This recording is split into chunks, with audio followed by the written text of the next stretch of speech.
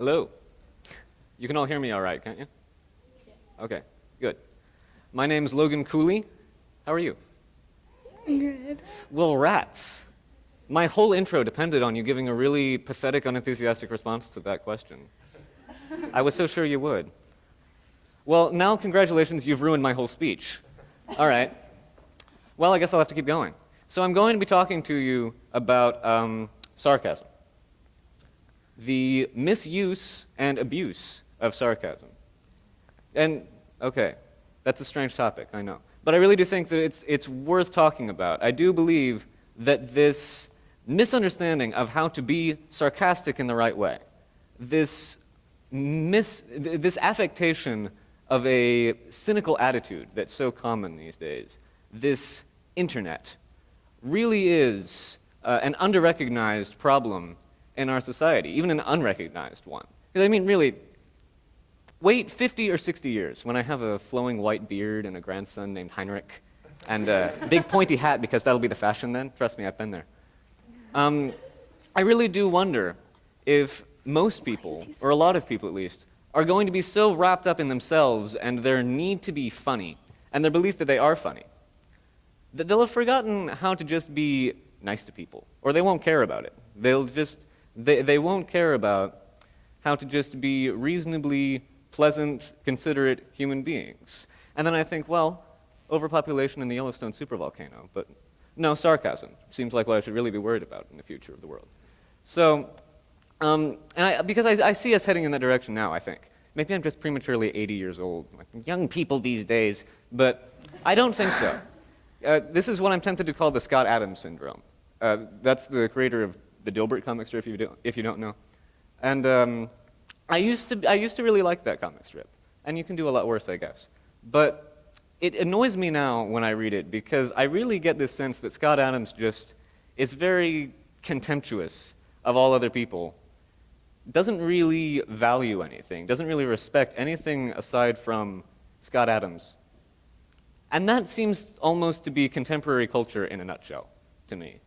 Our collective sense of wonder, of affection, our capacity for belief in things outside of ourselves has almost been replaced by this shabby, egocentric nihilism, masquerading as hipness and humor.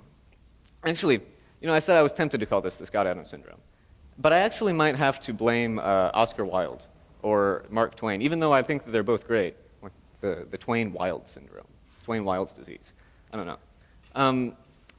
I love them. They were both brilliant, but I think that they might have had a hand in this, because they were both, very influential humorists. They had that cynical wit, and then they both made it so cool. And since then, everyone has wanted to imitate them, or a lot of people have wanted to imitate them, which is fine, except the thing about them is that they were actually funny. I think a lot of people are under the impression now that if you're sarcastic and cynical and rude, that's funny, just by itself. It's not. It can be. But you have to do it right. You still have to go to the work of being fun, of being clever and witty. And actually, if you're being sarcastic, you actually have to do more work. Because if you do it wrong, you run the risk of just being mean.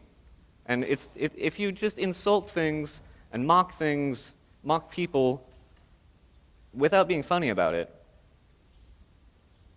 that's just uncomfortable. It's not funny at all. Unless maybe they've done something really to deserve it. But, see, here's what's so great about Mark Twain and Oscar Wilde, like I was talking about earlier.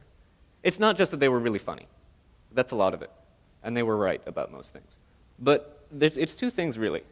The first is that even though they have that cynicism to them, they don't give you the impression, really, that they just hate all people and think that humanity as a species is worthless, and they would really rather be writing about dolphins or something if they could get any money out of it. And the second thing is, they're wise enough to realize that they're not just talking about other people when they mock humanity. They're talking about themselves, too. They are as ridiculous as everyone else. And we are ridiculous. We're a fairly ridiculous species. But I kind of like us anyway. And I think that Not Scott Adams. But Mark Twain and Oscar Wilde, I think they felt the same way. Scott Adams doesn't seem to like us very much. A lot of people don't seem to like us very much. They seem to think that we're just kind of worthless. That's the problem that we have nowadays. And I, for one, suggest that we rectify it before we as a species are surpassed by the more self-respecting dolphins or alien races. Thank you. Oh, God.